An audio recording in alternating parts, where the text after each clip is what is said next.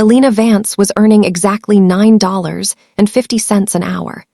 Kenji Sato was a man whose family name was spoken only in whispers, a man who essentially owned the city's skyline and its shadows alike. When he slammed his fist onto the laminate tabletop, the rattle of silverware was the only sound in the building. Every patron in the diner went dead silent, their eyes fixed on their plates, because they knew exactly who was sitting in the corner booth. They knew the danger behind those tailored suits and the ink creeping up his neck, but Elena didn't care. As he leaned into her space, his voice a low, terrifying growl over a lukewarm cup of coffee, she didn't flinch. Instead, she leaned forward until she could see the cold reflection of the fluorescent lights in his eyes, and she whispered 6 words that no one in 15 years had dared to say to his face. In that heartbeat, Kenji Sato's entire world shifted. What followed would eventually dismantle an empire and rewrite the lives of 2 people who should have never met. No one in the city ever forgot the night a tired waitress in a stained apron made the most dangerous man alive go quiet. Do well to like and subscribe to this channel to keep getting amazing Mafia boss stories. The Golden Spoon Diner sat on the corner of 5th and Main, a relic of chrome and cracked vinyl that looked like a forgotten postcard from a grittier era. The lighting was a harsh, flickering yellow that made the coffee look darker than it was, and the customers look older than they were. The floors were perpetually swept, but never quite clean, and if you dared to leave a poor tip, the owner, Mrs. Gable, would shout your stinginess to the entire street before you reached your car. Elena Vance had worked those floors for 2 years, 3 months, and 12 days. She knew the exact count because every shift was a step toward the Portland plan, the modest savings hidden under her mattress that would finally get her mother the medical specialist she needed. To Elena, the plan wasn't just a dream, it was her only way to survive. She was 26 years old, her dark hair pulled back in a practical, tight bun, and she was far too exhausted to be afraid of a man in an expensive suit, no matter how many bodyguards were waiting for him in the black Escalades outside. The fluorescent lights of the Golden Spoon didn't just illuminate the diner, they hummed with a low-frequency vibration that seemed to settle directly into Elena's marrow. It was 4:15 a.m., the dead space between the late-night drunks and the early-morning laborers. Elena's back felt like a sheet of dry parchment ready to snap, and her non-slip shoes had long since lost their cushioning. She wiped down the counter for the 10th time that hour, the scent of industrial-grade ammonia stinging her nostrils, a smell she had come to associate with survival. Every movement was calculated. Every refill of a coffee cup, every extra side of ranch she didn't charge for to bait a better tip, was a mechanical step toward the finish line. When the double shift finally ended at 7:00 a.m., Elena didn't go home to sleep. She walked 3 blocks to the pharmacy to pick up her mother's immunosuppressants. The total on the small digital screen, $142.15, made her heart skip a beat, a cold reminder of why she couldn't afford to be tired. Back at the apartment, the air smelled of stale peppermint and medicinal rubs. The ceiling in the hallway had a water stain shaped like a lung that grew every time it rained, but Elena didn't look up. She moved quietly, checking on her mother, who was still asleep, her breathing shallow but steady. Only then did Elena retreat to her own room, a space barely large enough for a twin bed and a dresser with a missing handle. She knelt on the floor, the linoleum cold against her knees, and reached under the corner of her mattress. Her fingers found the familiar edge of the manila envelope. This was the Portland plan. She pulled it out and emptied the contents onto the faded duvet, a stack of 5s, 10s, and a few crumpled 20s, held together by a thick rubber band. Beside the cash was a torn-out classified ad for a medical billing office in Oregon and a sticky note with Dana's phone number. She added the $64 she had made in tips that night to the pile. With a shaking hand, she smoothed out a $5 bill, her thumb tracing the portrait of Lincoln as if it were a holy relic. She was at $4,200. She needed $6,000 for the specialized transport for her mother and the first 2 months of rent in a city where the air didn't taste like exhaust and failure. To anyone else, it was a pathetic sum. To Elena, it was the weight of a new life. It was the difference between her mother fatting away in a gray room in a dying city and a chance at a dignified recovery. She counted it twice, the ritual as much a prayer as it was a calculation. The plan was modest. The plan was fragile. But as she tucked the envelope back into its hiding place and felt the weight of the mattress settle over it, Elena felt a flicker of something that wasn't exhaustion. It was the fierce, quiet resolve of someone who had nothing left to lose but their exit strategy. She closed her eyes for a 3-hour nap before the lunch rush, the hum of the diner still echoing in her ears, unaware that by tomorrow morning, the Portland plan would be the only thing keeping her from falling apart when the world finally noticed her. The rain began as a fine mist and turned into a heavy, rhythmic drumming against the diner's expansive glass windows just as the clock struck 8:00 p.m. Inside, the dinner rush was tapering off, leaving behind the smell of burnt grease and the low murmur of local gossip.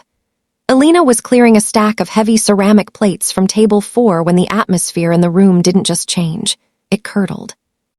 The sound of the rain was suddenly drowned out by the synchronized growl of heavy engines. 3 jet-black Cadillac Escalades, their paint polished to a mirror shine that defied the city's grime, pulled onto the curb with military precision. They didn't park, they occupied the space. They lined up nose to tail, blocking the view of the street, their tinted windows reflecting the flickering neon sign of the golden spoon like the eyes of predators. The shift in the room was instantaneous. Old man Miller, who had been complaining about his Social Security check for 20 minutes, went rigid, his fork hovering halfway to his mouth. Mrs. Gable, usually a whirlwind of clattering pans and sharp commands in the kitchen, stopped mid-sentence. The swinging kitchen door drifted shut with a soft, ominous click.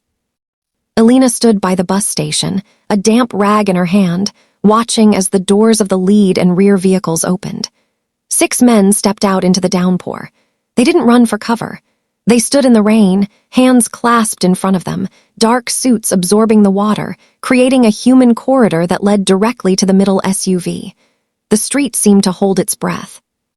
Even the distant sound of a siren seemed to fade, as if the city itself knew better than to interrupt whatever was about to happen. The door to the center Escalade opened slowly. A man stepped out, protected immediately by a sprawling black umbrella held by a subordinate who moved with the invisible grace of a shadow. This was Kenji Sato. He didn't look like a thug, he looked like an architect of empires. His suit was a charcoal wool that looked more expensive than the diner's entire yearly revenue. As he approached the glass door, the ink of a dragon's tail peeked out from above his crisp white collar, a silent testament to the violence that had built his throne. When the bell above the door chimed, the sound was unnervingly cheerful against the suffocating tension. Kenji stepped inside, followed by 2 of his men who peeled off to stand by the entrance, their eyes scanning the room with a clinical, detached coldness. He didn't look at the other patrons. He didn't acknowledge the way Mrs. Gable was clutching a dish towel behind the counter as if it were a shield. He walked with a slow, deliberate stride toward the corner booth, the one with the best view of both exits. The silence in the diner was now absolute, a thick, heavy thing that made it hard to breathe. Even the refrigerator's hum seemed to die out. Every person in the room was suddenly aware of their own heartbeat, terrified that a single misplaced cough or the clink of a spoon would draw the attention of the man in the charcoal suit. Elena felt the familiar weight of the Portland plan in the back of her mind, the memory of those crumpled 5s and 10s. She knew who he was. Everyone did.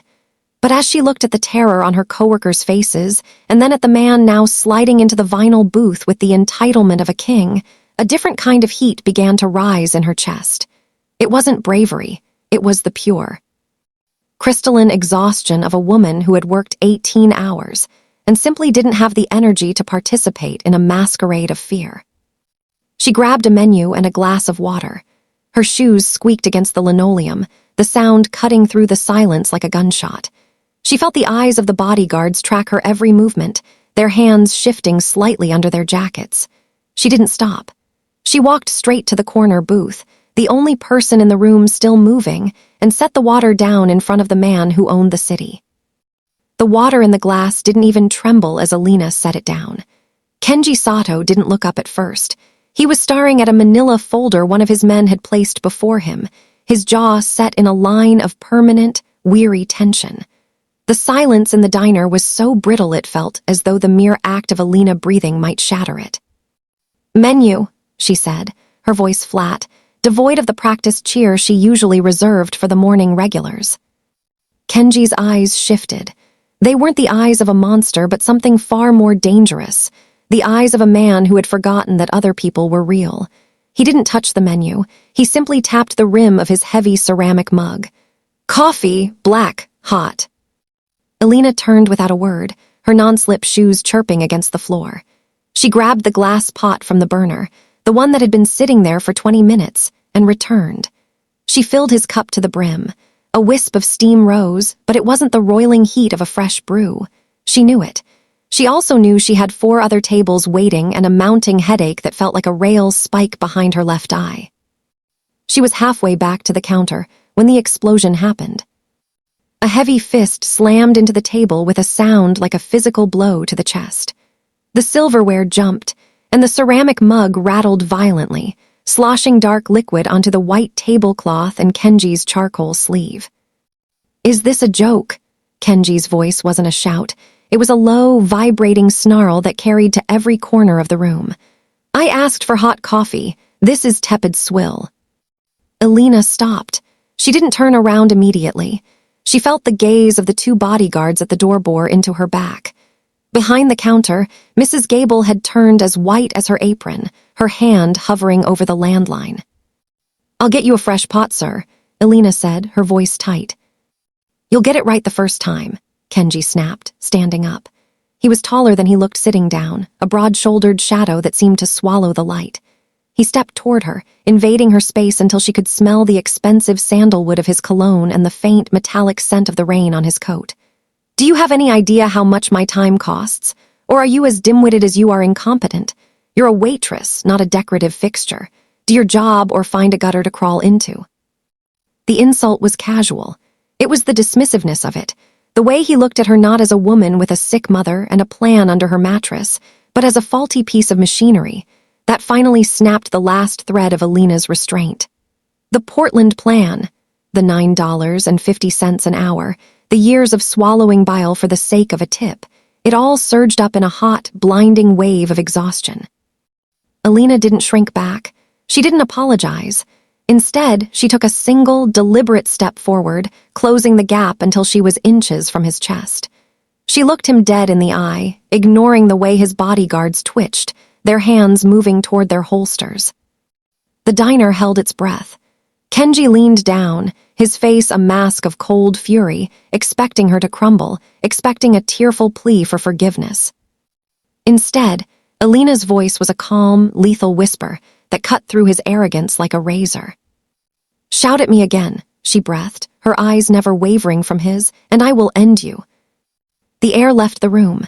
Kenji froze, his face inches from hers. No one moved. No one spoke. The 6 words hung in the air, impossible and heavy. For the first time in 15 years, the man who owned the city's shadows found himself staring into a pair of eyes that weren't filled with fear, but with a tired, absolute promise. Kenji Sato didn't reach for a weapon. He didn't signal his men. He simply stood there, his pulse visible in the vein of his neck, looking at a girl in a stained apron as if he were seeing a human being for the very first time. The silence wasn't just in the room anymore. It was in him. And in that moment, the most dangerous man in the city forgot to be dangerous. The bell above the door chimed with a haunting, lonely ring as the heavy glass swung shut behind Kenji Sato and his silent entourage. The 3 black Escalades didn't linger. They pulled away from the curb with a synchronized roar of engines that faded into the steady drum of the rain, leaving the golden spoon in a silence so thick it felt physical. Elena stood frozen by the corner booth, her hand still gripped tightly around the handle of the glass coffee pot. The adrenaline that had fueled her defiance was receding, leaving a cold, hollow ache in its wake. Her heart hammered against her ribs like a trapped bird. She looked down at the table, at the spilled coffee soaking into the white linen and the indented wood where Kenji's fist had struck, and the reality of what she had done began to settle over her like ash. "Elena." The voice was a strangled whisper. Elena turned to see Mrs. Gable, Patty, standing behind the counter. The older woman's face wasn't just pale, it was gray. Her hands were shaking so violently that the ceramic mug she held clattered rhythmically against the formica. What did you just do?" Patty's voice cracked. She moved toward the door, fumbling with the deadbolt, her breath coming in short, jagged gasps. She flipped the sign from open to closed with a trembling hand, even though it was only 8:30 p.m. "Do you have any idea who that was? Do you have any idea what you just said to him?" "He was being a jerk, Patty," Elena said, though her own voice sounded distant, as if it were coming from someone else. She walked back to the counter and set the coffee pot down. Her fingers were numb. "He was insulting me. He was insulting the diner." Patty let out a sound that was half sob, half laugh. "He wasn't just a jerk, Elena. That was Kenji Sato, the Sato Syndicate. They don't just own businesses in this city, they own the people in them. Last year, a developer tried to outbid them on a warehouse project in the docks. He didn't get a warning. He didn't get a shouting match. He just disappeared. His family still hasn't found him." Patty leaned over the counter, her eyes wide with a raw, unadulterated terror that made Elena's stomach churn. People don't look Kenji Sato in the eye, they don't talk back to him, and they certainly don't threaten him. "I will end you." "Elena, I've known you since you were a girl, but you've just signed a death warrant. Not just for you, but for this place." The Portland plan flashed through Elena's mind. The manila envelope, the crumpled 20s, the hope of a quiet life. She realized with a sickening jolt that she hadn't just risked her job, she had risked the only exit strategy her mother had. If Kenji Sato wanted to be vindictive, he didn't need a gun. He could snap his fingers and ensure she never worked another shift in this city. He could make sure the Portland plan remained exactly what it was, a pile of useless paper under a sagging mattress. "I didn't think," Elena whispered, the weight of her exhaustion finally turning into a crushing sense of dread. I'm so tired, Patty." "Tired won't keep you alive," Patty snapped, though her eyes softened with a flicker of pity. "Go home. Get out of here before his men come back to finish what you started. Don't take the bus. Take a cab, lock your doors. And for God's sake, Elena, pray that he has a short memory." Elena didn't argue. She grabbed her coat from the break room, her movements mechanical and stiff. As she stepped out into the biting rain, the street felt different. The shadows between the streetlights seemed deeper, more intentional. Every idling car looked like a predator. She walked quickly, her head down, the 6 words she had whispered echoing in her skull over and over. She had meant them in the moment, a flare of pure human dignity. But as she hurried toward her apartment, she realized that in Kenji Sato's world, dignity was a luxury that $9.50 an hour could never buy. She had challenged a king, and now she had to wait to see if he would strike back. The following afternoon, the sun was a pale, sickly disk behind a veil of gray clouds, offering none of the warmth Elena needed after a sleepless night. She had spent the morning jumping at every floorboard creak in her apartment, her eyes darting to the door every time a car slowed down on the street below. When she finally arrived for her shift at the Golden Spoon, the air inside was thick with a different kind of tension, not the sharp terror of the night before, but a heavy, expectant dread. Patty didn't yell when Elena walked in. She simply pointed toward the far booth, her face tight with a mix of awe and anxiety. Sitting there wasn't Kenji Sato, but a man who looked like he had been manufactured in the same cold, high-end factory. He wore a sharp navy suit and wire-rimmed glasses, looking more like a corporate lawyer than a criminal enforcer. On the table before him sat a single, cream-colored envelope. Elena didn't hesitate. She grabbed her apron, tied it tight, and walked over. She didn't bring water this time. She didn't bring a menu. She stood at the edge of the table, her shadow falling across the envelope. "He isn't coming back to kill you, Elena," the man said, his voice as smooth and polished as a river stone. "Mr. Sato doesn't find violence particularly efficient when a problem can be solved with a pen." He pushed the envelope toward her. Elena didn't touch it. "What is this?" "An offer of employment," the man replied. "Administrative assistant for one of our logistics firms. The starting salary is $34 an hour, with full medical benefits for you and your mother, and a signing bonus that would, I believe, more than cover a move to Portland. The number hit Elena like a physical weight, $34 an hour. It was nearly 4 times what she made now. It was the Portland plan, realized in a single afternoon. It was her mother's specialists, the new apartment, the ability to sleep without the hum of the diner in her ears. For a fleeting second, the exhaustion in her bones begged her to reach out and take it. "Why?" Elena asked, her voice rasping. "Mr. Sato respects rarity," the man said simply. "In his world, everyone is afraid. Everyone is for sale. Last night you were neither. He finds that intriguing. He would rather have that kind of fire working for him than directed at him." Elena looked at the envelope. She thought about the way Kenji had looked at her the night before, not with respect, but with the curiosity of a scientist looking at a strange new specimen. He wasn't offering her a job, he was buying her silence. He was turning her threat into a transaction, neutralizing the only thing she had left, her dignity. If she took the money, the 6 words she had whispered would become a lie. She would become just another person who could be quieted by his checkbook. "Tell him thank you," Elena said, her voice growing steady. "But I already have a job." The man in the suit paused, his brow furrowing slightly behind his glasses. "I don't think you understand the scale of this offer, Miss Vance. This is more money than you will see in 5 years at this counter." "I understand perfectly," Elena replied. She leaned down, mirroring the intensity she had shown Kenji the night before. "He thinks he can buy his way out of being a jerk. He thinks if he pays me enough, he doesn't have to feel bad about how he treats people. But I'm not a line item on his balance sheet." She pushed the envelope back toward him, her finger leaving a faint smudge on the expensive paper. "Tell Mr. Sato that my time might be cheap," she whispered, "but I am not for sale. If he wants to apologize, he can do it himself. And he can start by ordering a fresh pot of coffee and actually saying, please." The man stared at her for a long moment, realization dawning in his eyes.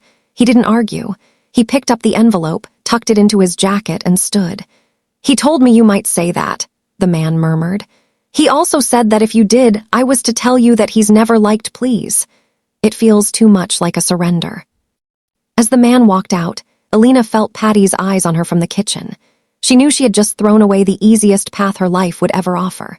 Her hands were shaking as she reached for a damp rag to wipe down the empty table, but for the first time in years, the weight in her chest felt a little lighter. She was still broke, she was still tired, and she was likely still in danger, but she was still Elena Vance. And in this city, that was worth more than $34 an hour. The rain had finally ceased, leaving the city air smelling of wet pavement and exhaust. It was late, the kind of hour where the only sounds in the golden spoon were the hum of the dessert fridge and the rhythmic scrape of Elena's spatula against the griddle. She was alone on the floor. Patty had gone home early with a migraine, leaving Elena to close up. She didn't hear the car pull up this time. There were no escalades, no men in suits standing guard like stone sentinels. The bell above the door gave its lonely, silver chime, and when Elena looked up, she froze. Kenji Sato stood by the door. He wasn't wearing the charcoal suit. He was in a simple black sweater and dark jeans, looking less like a king and more like a man who had been walking for hours with nowhere to go. His hair was slightly disheveled, and the sharp, predatory edge in his eyes had been replaced by something heavy and exhausted. "We're closed," Elena said, her voice steady despite the sudden spike in her pulse.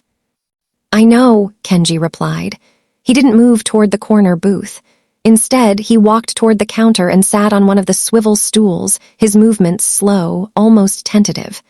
"I didn't come for coffee, and I didn't come to offer you a job." Elena set the spatula down and wiped her hands on her apron, leaning against the back counter. She watched him, waiting for the catch. "Then why are you here?" Kenji stared at his own reflection in the polished chrome of the napkin dispenser. "I went to my daughter's school dance tonight," he said softly. The words felt out of place in the diner, coming from a man whose name was synonymous with blood and silence. "Natalie, she's 12. I haven't seen her in 3 months, her mother. She doesn't want me near them. She says my shadow is too long." Elena didn't speak. She found herself anchored by the raw honesty in his tone. "I sat in the back of the gymnasium," Kenji continued, his voice cracking slightly. "I watched her dance with her friends. She looked so happy, and then she saw me. For a second, I expected her to be afraid. I expected her to turn away because of the things people say about her father." He looked up at Elena, his dark eyes shimmering with an emotion she couldn't quite name. "She didn't turn away. She ran across the floor and hugged me. She cried because she was happy I was there, happy crying." He let out a short, bitter breath that was almost a laugh. "I've spent 15 years building an empire so no one could ever hurt me or mine. I thought power was the only way to protect them. But as I held her, I realized I'm the thing she needs protection from. I've reached the top of the mountain, Elena, and it's just ice. There's nothing there. I'm a success to the city, but as a father, I am a spectacular failure." Elena felt a lump form in her throat. She thought of her own mother, of the sacrifices made in the quiet of their cramped apartment, and the Portland plan tucked under her mattress. She realized that while she was struggling to buy a future, this man was realizing he had already sold his. "Why are you telling me this?" she asked, her voice softening. "Because you were the only person in 15 years who didn't look at my suit or my name," Kenji said, looking at her with a piercing intensity. "You looked at me and saw someone who was being a jerk. You treated me like a human being, even if it was to tell me you'd end me. I realized tonight that I don't remember how to be that, a human being. I don't know how to be the man my daughter thinks I am." He stood up, the stool spinning slowly behind him. He didn't reach for a checkbook. He didn't make a threat. He just stood there in the flickering yellow light of the diner, stripped of his armor. "I followed your advice," he whispered. "I went to the dance, and you were right. It was the most terrifying thing I've ever done." He turned to leave, but stopped with his hand on the door handle. He didn't look back. "Good night, Elena. I hope you make it to Portland. This city doesn't deserve someone who can still feel things as clearly as you do." The bell chimed as he stepped out into the night. Elena stood in the silence of the empty diner, the smell of sandalwood lingering in the air, and for the first time, she didn't see the boss of the Sato Syndicate. She saw a man who was desperately trying to remember how to come home. The afternoon sun was beginning to dip behind the jagged skyline of the city, casting long, bruised shadows across the grass of St. Jude's Park. It was a Tuesday, Elena's only half shift of the week, and the air held a crispness that hinted at the coming autumn. She found him sitting on a weathered green bench near the pond. Away from the joggers and the children. He wasn't looking at a phone or a folder. He was simply watching a pair of swans drift aimlessly across the murky water. Elena didn't say anything as she sat down beside him. She kept a respectful distance, her backpack resting on her knees. For a long time, the only sounds were the distant hum of traffic and the rustle of dry leaves skittering across the pavement. 17 minutes, Kenji said, breaking the silence without turning his head. His voice was quiet, stripped of the gravelly authority he used in the diner. "That's how long I've been sitting here. In my world, 17 minutes is enough time to lose a shipment, settle a debt, or change the trajectory of a dozen lives. But here, it's just 17 minutes. He finally looked at her. The harsh sunlight revealed the fine lines around his eyes and the slight graying at his temples that his expensive barber usually managed to hide. He looked tired, not the physical exhaustion Elena felt after a double shift, but a deeper, more permanent weariness. "I grew up 3 blocks from here," he continued, gesturing toward the crumbling brick tenements that lined the park's northern edge. "My father didn't own the city. He owned a gambling den that smelled of cheap tobacco and desperation. I watched him trade his soul for a seat at a table that was never meant for him. When he died, I promised myself I wouldn't just sit at the table. I'd own the room." He reached into his pocket, but instead of a phone or a weapon, he pulled out a small, tarnished silver coin. He turned it over in his fingers, the metal catching the light. This was his. It's a liar's coin, weighted on one side. He used it to make decisions because he didn't trust his own heart. I've carried it for 20 years, thinking it was a reminder of where I came from. But lately, I realize it's just a reminder of who I'm afraid I've become. Elena watched the coin move. "You're afraid of being like him," she whispered. "I'm afraid I already am," Kenji admitted. The confession hung in the air, heavy and raw. I look at my son, and I see the way he watches me. He doesn't see a father, he sees a power station. He sees someone who can solve any problem with a phone call or a threat. He's starting to think that's what it means to be a man. And the terrifying part, Elena, is that I don't know how to show him anything else. He closed his hand over the coin, his knuckles white. I spend my days surrounded by people who would die for me out of fear or kill me for a promotion. No one speaks the truth to me. No one tells me when I'm being a monster, except for a waitress who earns $9 an hour and told me she'd end me. A small, sad smile touched his lips. It was the first time she had seen him look truly human. He wasn't the boss of the Sato Syndicate in that moment. He was just a boy from the tenements who had grown up to build a cage out of gold and iron. "You're not your father, Kenji," Elena said, using his name for the first time. It felt strange on her tongue, but right. "He used a weighted coin because he wanted to cheat. You're sitting on a park bench counting minutes because you're looking for a way to be fair. That's the difference." Kenji looked back at the water, the tension in his shoulders dropping just a fraction. They sat together for the remainder of those 17 minutes, two people from different universes sharing a sliver of honest time. As the sun finally disappeared behind the buildings, Elena realized the Portland plan felt miles away. For the first time, she wasn't thinking about escaping her life. She was wondering if she was the only person in the world who could help this man find his own way out. The silver Mercedes-Benz didn't belong on the cracked pavement of Elena's street. It sat idling near the corner of her apartment building, its engine a low, expensive hum that felt out of place among the rusted sedans and overflowing trash bins. As Elena turned the corner, still wearing her faded golden spoon windbreaker, a woman stepped out of the driver's side. She was older than Elena, perhaps in her late 30s, with hair the color of expensive champagne and a coat that cost more than Elena. Portland plan in its entirety. She didn't look angry. She looked exhausted in a way that had nothing to do with manual labor. "Elena Vance?" the woman asked. Her voice was steady, refined, and carried a weight of history that made Elena stop in her tracks. "Who are you?" "My name is Claire. I was married to Kenji for 12 years. I'm the mother of the children he tells you about when he's feeling particularly human." Elena felt a cold prickle of apprehension crawl up her spine. She shifted her backpack, her fingers tightening on the straps. "If you're here to tell me to stay away from him, you're wasting your time. We aren't. It's not like that." Claire stepped closer, the heels of her boots clicking sharply on the uneven sidewalk. "I'm not here to play the jealous ex-wife, Elena. I'm here because I saw the way he looked when he came back from that school dance. I haven't seen that look in a decade. You've done something to him. You've made him think there's a version of his life where he doesn't have to be the man he is." She reached into her handbag and pulled out a heavy, legal-sized envelope, handing it toward Elena. "But that man is a fantasy. This is the reality." Elena opened the flap. Inside were grainy surveillance photographs of Kenji at the docks, transcripts of intercepted phone calls, and a document with a bold federal seal at the top. The words RICO investigation and Sato Syndicate stood out in stark, black ink. "The Department of Justice has been building this case for 6 years, Claire said, her voice dropping to a low, urgent whisper. "They aren't just looking for his associates anymore. They're looking to bury the entire Sato name. Every penny he has, every person he touches, is marked.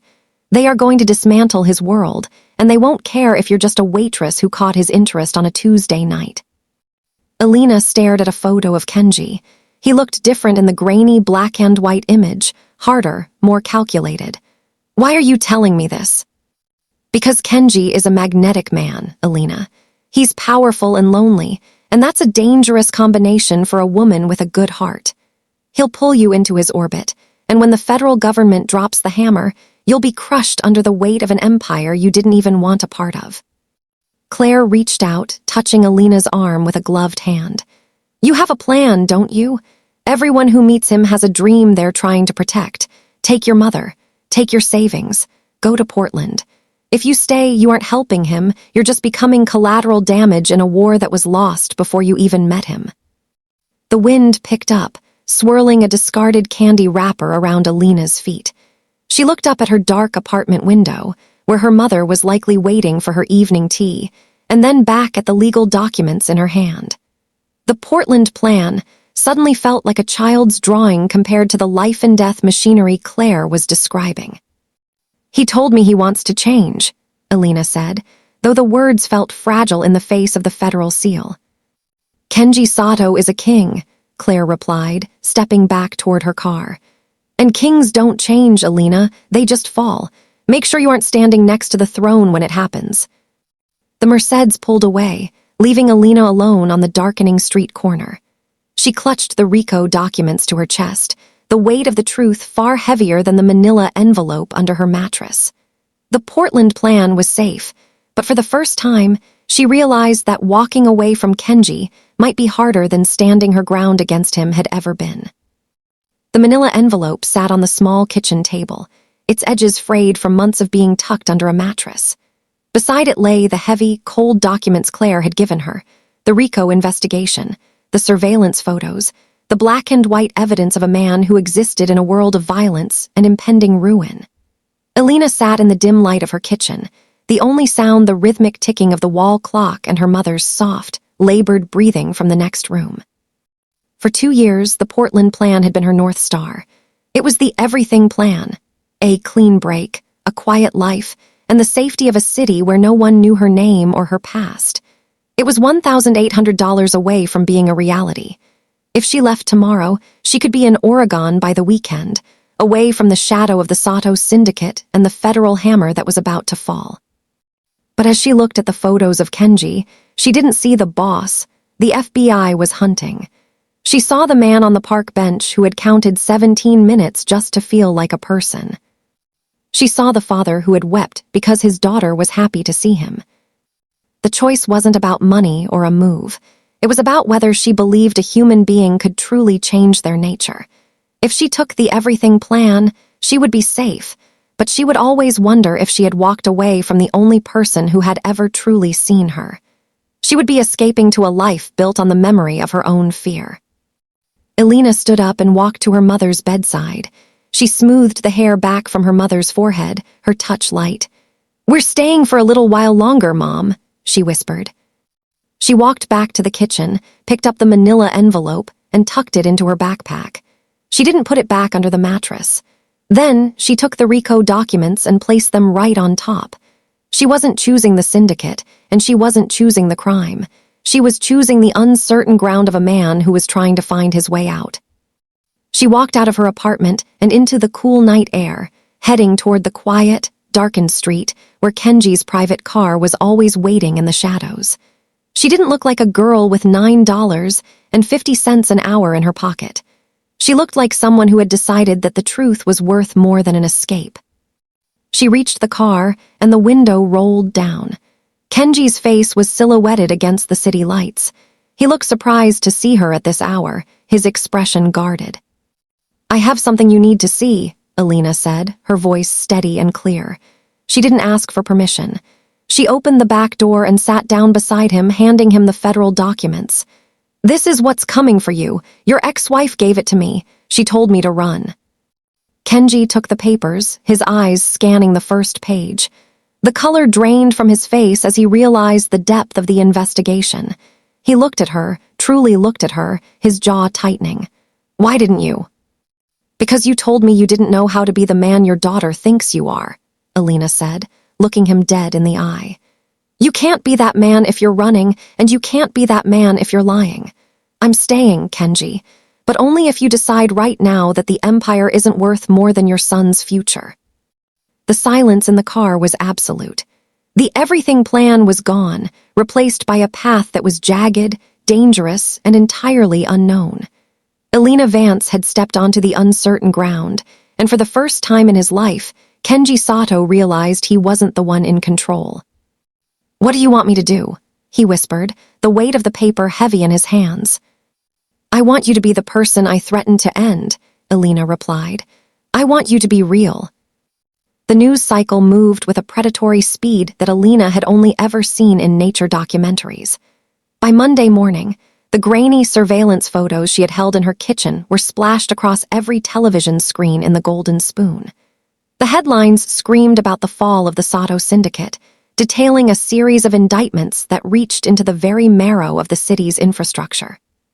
But the story the reporters were telling, one of a desperate criminal cornered by the law, wasn't the one Elena was living. In the quiet of her small apartment, far from the flashing lights of the federal courthouse, the tea kettle whistled. It was a domestic, ordinary sound that seemed to anchor the room against the chaos outside. Elena poured the water into two mismatched ceramic mugs, the steam rising to meet the water stain on the ceiling. Kenji sat at her small wooden table, his presence filling the cramped space. He wasn't wearing a charcoal suit or a signature of power. He wore a plain dark jacket, his hands resting on the table next to a stack of legal documents that his lawyers had spent the night agonizing over. He had done what no one in his world ever did. He had stopped fighting the inevitable and started negotiating for a future that didn't involve him. "The deal is signed," Kenji said, his voice low and raspy from lack of sleep.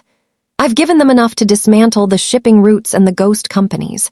In exchange, my son's name is scrubbed from the records. He gets a chance to go to university without a target on his back. And Natalie, she stays with Claire, far away from the fallout." He looked at the tea, then up at Elena. "I'm going away for a long time, Elena. There's no version of this where I walk free.